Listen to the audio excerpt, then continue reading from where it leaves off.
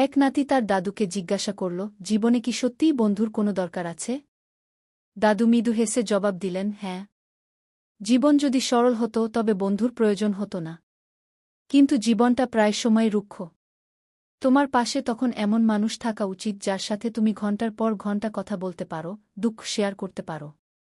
যে তোমাকে বিচার না করে ভরসা দেবে, যার কাঁধে মাথা রেখে তুমি কাঁদতে পারবে।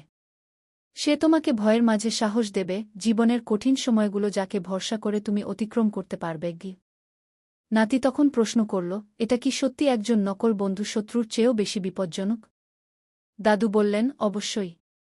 কারণ শত্রুকে সহজেই চেনা যায়, যার ফলে তার থেকে নিজেকে রক্ষা করাও সহজ হয়।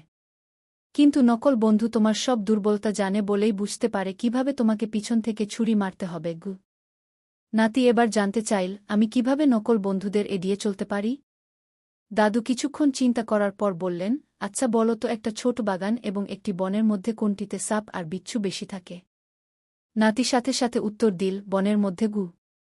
দাদু তখন কিশোরের মাথায় হাত রেখে বললেন, সেটাই। বৃত্ত ছোট রেখো বাছা। শান্তির জন্য একটা ছোট বাগানই যথেষ্ট।